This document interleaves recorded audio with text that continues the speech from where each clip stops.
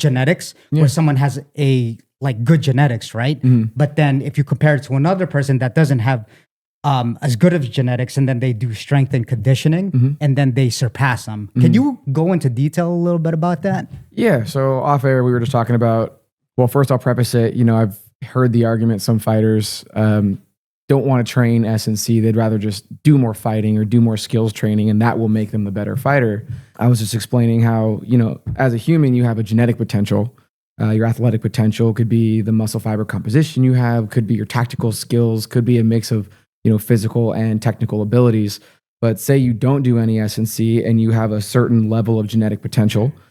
Somebody who has maybe less genetic potential overall might not be as good as that fighter, but when you add in the S&C, you add in strength and conditioning, you add in training, you can surpass your genetic potential by adding more physical qualities that you didn't have before. So you're either stronger, more explosive, have better endurance, have better cardio, for lack of better words. And so you can essentially surpass your original genetic potential and maybe even surpass the fighter who only is relying on their genetic potential and not actually doing anything extra to bolster their genetic potential. Is that true? Is that statement true that a lot of fighters will, from what you've seen, a lot of fighters will just go by their genetic like predisposition to, carry them over? Like, it's not that they're arrogant about it. It's just maybe they might think that maybe it's a lack of knowledge of muscles holding them back, right? Like there's that thought of like, oh yeah, the bigger your muscles are. And I don't know if this is true. The bigger that your muscles are, it takes up oxygen and all of a sudden you gas out. Sure. Is that true in any way? Is that what the psychology of like what the fighters are thinking? What do you see when that happens? I think in that sense, fighting is ancient. It's a very old sport. It's one of the oldest sports. You go back to boxing, and I think a lot of the training styles in fighting is very traditional.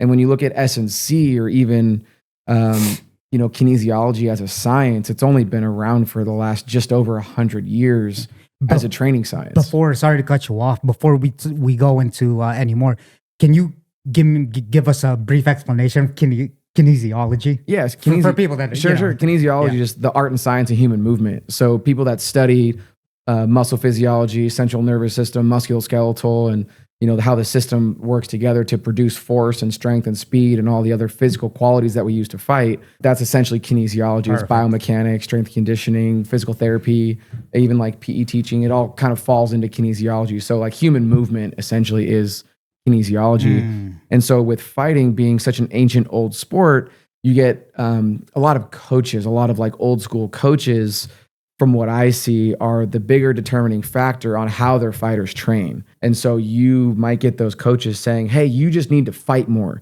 You need to spar more. That'll help your cardio and conditioning. You need to do more drilling. That'll help, these skills. You need to do more wrestling to get stronger. And some of that's definitely true. And, you have guys that have won world championship titles with no S&C. I just beg the question is, how much longer could they have held their title? How many more title defenses could they have had they added S&C? And I know I'm on a tangent, but kind of my philosophy or the way I see it is when you're looking to train S&C, it's almost like you're filling up the buckets. And so you might have a really good genetic bucket, tactical bucket. You might even have a great cardio bucket, but there's always gives and takes. And so you might not have the most explosive power or the most strength. And so I'm usually looking to see where your weaknesses are, where your limitations are, and work on those limitations so that you're a better, well-rounded fighter. So if I can fill in the gaps there, I think that's definitely beneficial to someone who's considering S&C versus not. How are you determining that? Do you take them, how are you structuring that? Do you take them through a various of like step one exercises? It's kind of like, let's see how your legs move. Let's see.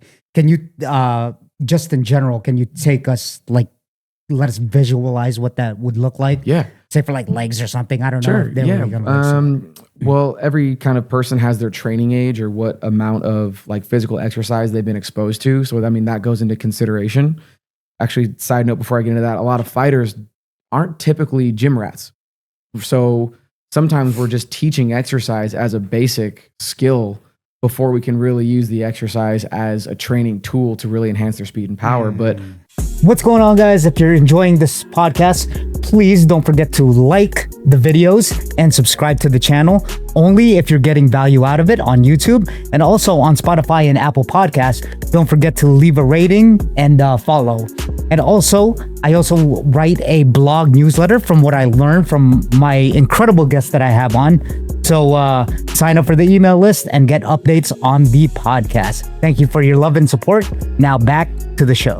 One of the things I really, really like about the PI is the interdisciplinary system that we have, because the testing battery that we do at the PI is probably one of the most extensive I've seen anywhere in a professional level. The testing battery? Testing battery. So we use our nutrition department, our sports medicine department, our strength and conditioning department, our sports science department, and we call them our tier 1 tests. And so every department takes the athlete through their most important testing battery. And so for sports medicine, we're looking at joint stability, we're looking at ranges of motion and seeing where, they might be too tight and might be susceptible to different choke submissions, things like that. That's how it kind of relates. And then S&C, we're looking at their strength and power. How explosive are you? How strong are you? And then sports nutrition is looking at, hey, how much lean muscle tissue do you have? How much fat mass do you have? Do you have enough? Do you have too much? And then our sports science department breaks down your energy system development, or your ESD, which is your conditioning. So we have 3 different levels of conditioning: your immediate burst, your short-term power, and then your long-term power. And basically we take one athlete through all the departments. We find all this information and knowledge on the athlete, and we can create a complete athlete profile that shows us all your strengths and weaknesses, from health, brain health, joint mobility, and strength and power. Even your cardio, you might be really good and can take someone to deep waters, but if you were to get into an exchange and wrestling exchange right to strikes, how fast do you recover? And so we can look at all those different things and really create essentially a profile for you and know exactly what to target in your training. Yeah, particularly for strength and conditioning. Mm-hmm. If before someone gets into a fight, what's the main thing that you're looking at? Is it explosiveness? What is there a main criteria that you're okay, we gotta, or is it individualized for each fighter? I'm pretty sure it is, but then is there one main thing that you're looking at? It's definitely. Plyometrics, whatever. Mm-hmm. It's definitely, every athlete has their own thing that they need to work on, and that is very individual. But I think for the sport, we're looking at repeat power. And so the ability to express force explosively and consistently. And so you don't want to gas out towards the end of the fight. We want your first round to be your last round. So we want to be able to stay explosive, stay bouncy, stay sharp the entire fight. So your ability to sustain and repeat your explosive efforts is probably one of the biggest determining factors. Now that, I'll never forget the quote. I think it was, I don't know if it was DC or something, saying in that Amanda Nunes fight when she lost her title for the first time to Cruz, he said that, I don't know if he said it, but then he said that exhaustion makes a coward out of all of us. Ooh. And that just, when you said that, I was like, I need more detail. Let's get to specifics, because look, Marab goes to my gym, right? Yeah. Syndicate, or I go to his gym. You know what I mean? It's his house. He goes to your gym. He goes to my house. But anyway, he goes to Syndicate MMA, and he's the prime example. Yeah. Right? Sure, a lot of people account for the genetics, right? He's just a full-blown machine. Mm-hmm. They call him the machine, and for good reason. But then, can you get more in detail of how you make fighters last? Championship rounds, right? Yeah. 4th and 5th round, they still have that first round endurance in their gas tank. How do you go about doing that? What's the most important aspect? There's 3 major limiting factors usually to cardio or cardiorespiratory endurance. And so we're looking at skeletal muscle oxygenation. Do your muscles give out because the blood can't be delivered fast enough or cleared fast enough? Sometimes it's respiratory. So you're not able to maximize the oxygen that you're taking in and deliver it to the working muscles. Mm-hmm. And sometimes it's cardiac, your heart just can't push enough blood to where it needs to go. Is that genetic? It starts genetic. You can train each of those things. And so certain things that we've seen is lung volume, lung capacity, and ventilatory thresholds, and where you're able to say, for instance, we have a fighter who went through our testing battery, and as the testing got harder, she took more breaths, more breaths, more breaths. And those more breaths she were taking were shorter and shorter and shorter. So she was working harder to deliver less oxygen to her body.